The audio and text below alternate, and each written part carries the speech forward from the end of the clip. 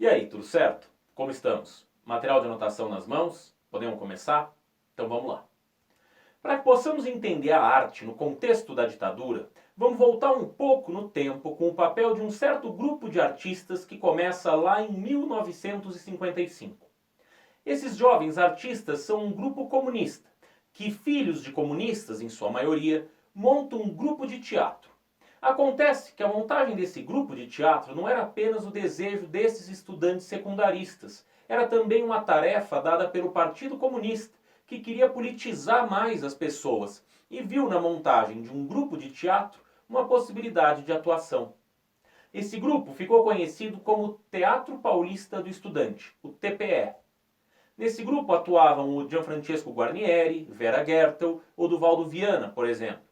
Oduvaldo criou e dirigiu A Grande Família, que está na TV até hoje. A criação é da década de 1960.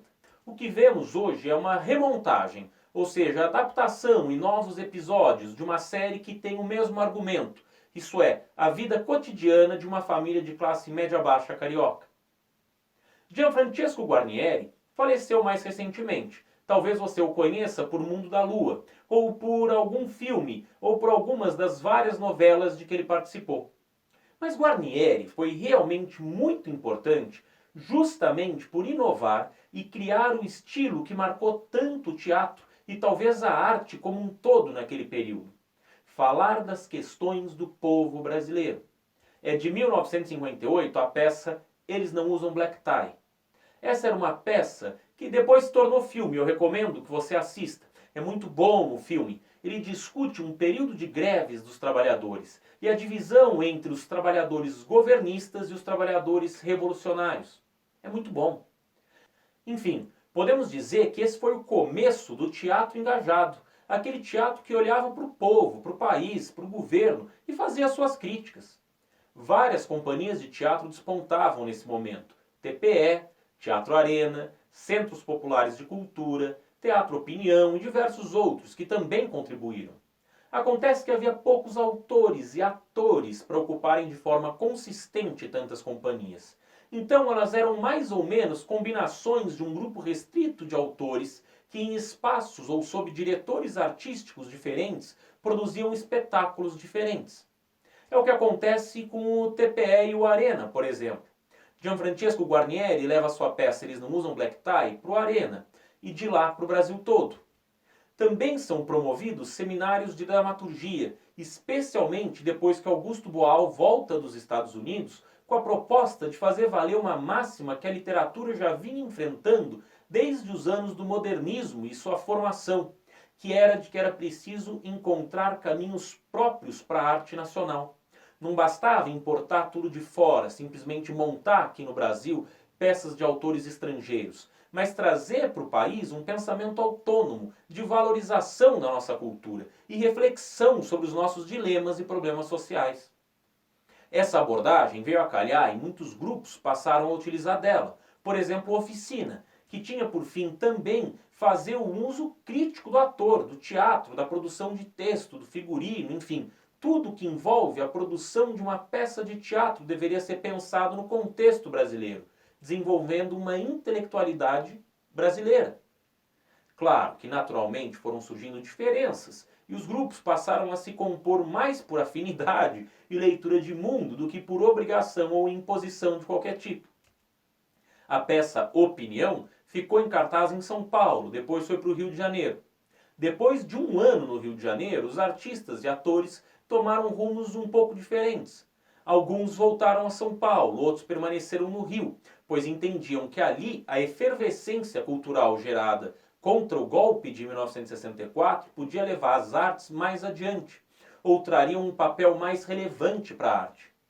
Aqui, no Rio de Janeiro, ficam Oduvaldo Viana e Chico de Assis, por exemplo. Já outro grupo, com Augusto Boal e o Guarnieri, busca uma nova leitura dos clássicos, com o objetivo de ler a sociedade brasileira sob os grandes cânones ocidentais. Esse Teatro Arena sempre foi centro gravitacional de diversos intelectuais e estudantes, pessoas que queriam pensar o Brasil, tendo afinidade artística ou não.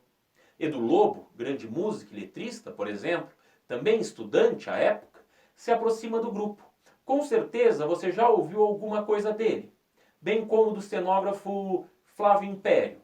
Mas se o Arena já era relevante antes de 64, após o golpe, vamos assistir a uma verdadeira fortaleza contra a ditadura entrar em ação. O teatro não vai se omitir ou acariciar o regime, e vai denunciar as incongruências do sistema, bem como convocar a população a resistir. Ademais, a imensa maioria desses grupos de teatro são membros de organizações de esquerda ou simpatizantes.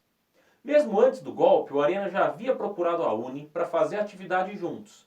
É daí que vem o CPC, o Centro Popular de Cultura, visando desenvolver a arte popular, levar a arte ao povo, fazer com que a população consumisse cultura, não apenas teatro nesse caso, mas também cinema, artes plásticas e outros tipos de música. Quem liderava o CPC era o Oduvaldo Viana e o Carlos Estevão, um sociólogo do ISEB. Essa abordagem popular do CPC fez um sucesso tremendo, ocasionando até mesmo a criação de uma Univolante, em que os dirigentes da Uni viajavam por todo o país. Esses dirigentes estudantis percorreram os principais centros universitários do país, fomentando a participação dos estudantes nos caminhos da República Brasileira, convocando cada centro estudantil a se manifestar pelas reformas de base, pela afirmação da identidade nacional e por todas as ideias que julgassem convenientes.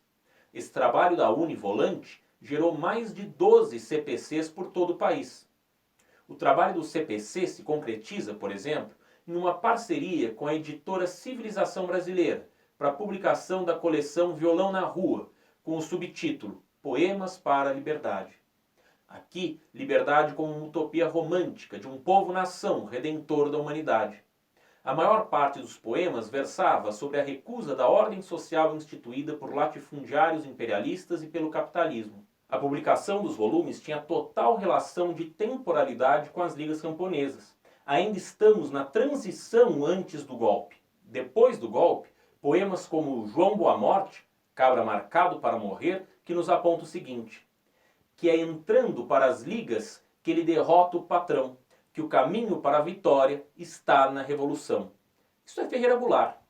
Vinícius de Moraes dedica seu poema Os Homens da Terra, da seguinte forma: em homenagem aos trabalhadores da terra do Brasil, que enfim despertam e cuja luta ora se inicia.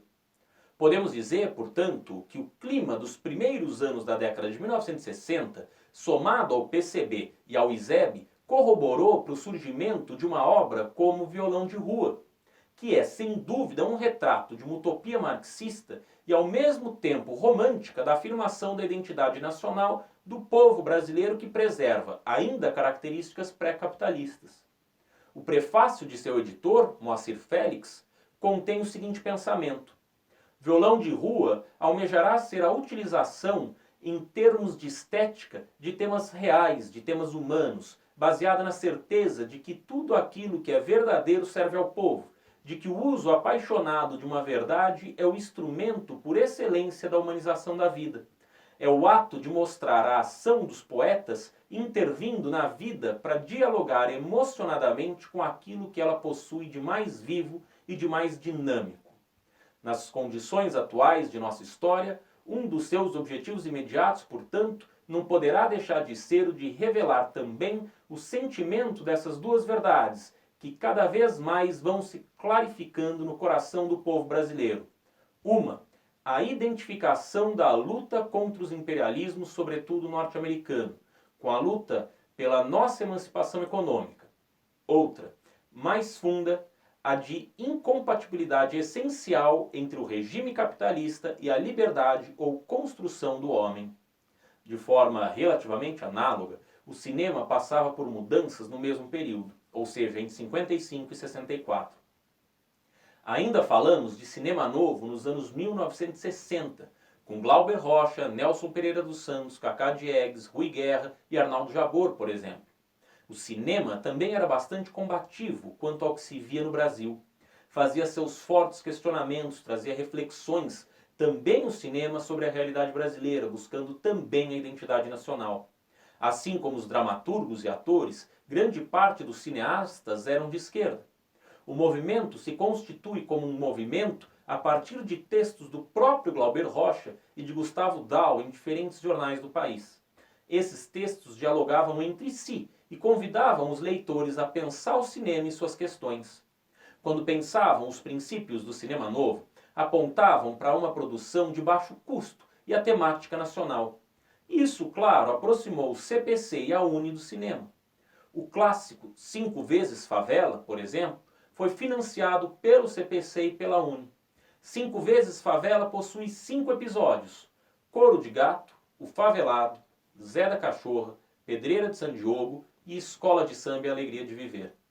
Cada um de um cineasta diferente.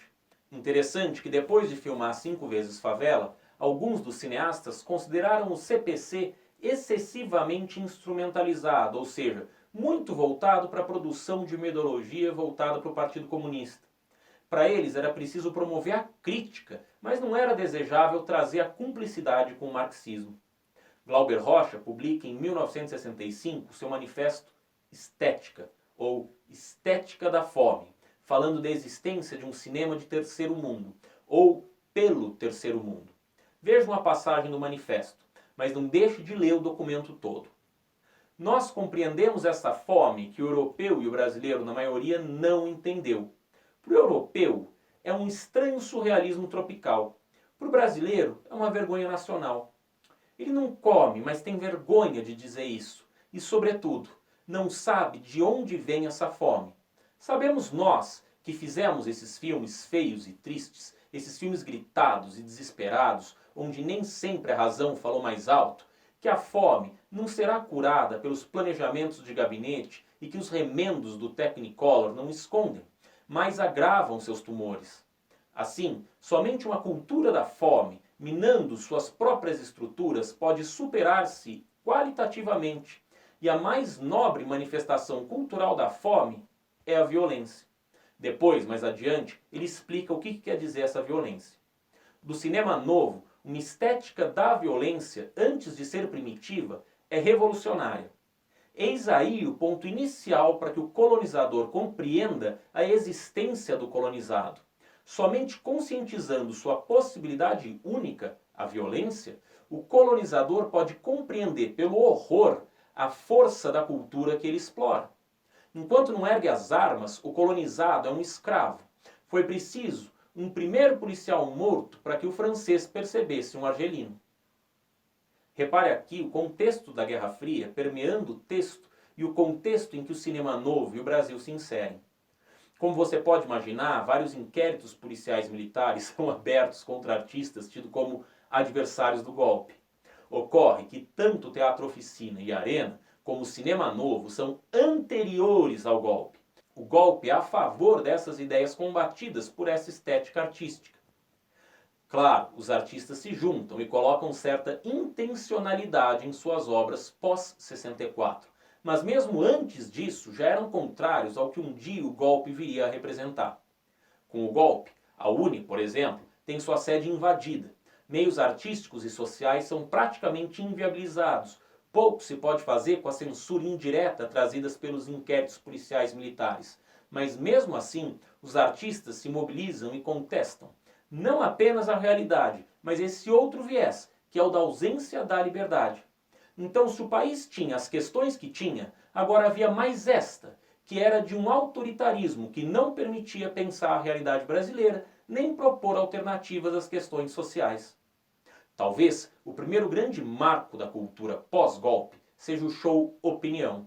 Era um show organizado por aqueles membros que já destacamos do CPC, o Oduvaldo Viana, Ferreira Goulart, Paulo Pontes, João das Neves e outros. Mas era um show que canalizava 3 classes sociais. Zequete, que era das classes populares urbanas, Nara Leão, que era classe média, e o compositor popular nordestino João do Vale. Nara depois foi substituída por Maria Bethânia, que era nordestina, enquanto Nara era carioca, ou morava no Rio de Janeiro, pelo menos.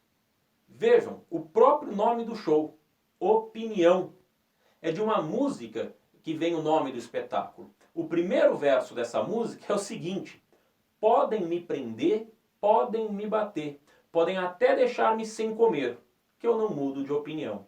Veja o caráter contestador à realidade social e ao autoritarismo. E a canção continua, Daqui do morro eu não saio não, daqui do morro eu não saio não. Se não tem água, eu furo um poço. Se não tem carne, eu compro um osso e ponho na sopa e deixo andar. Deixo andar. Observe como a música, ao mesmo tempo em que traz a denúncia, traz a resiliência. Repare que a capacidade do povo em seguir com a vida é destacada e as pessoas vão se ajustando.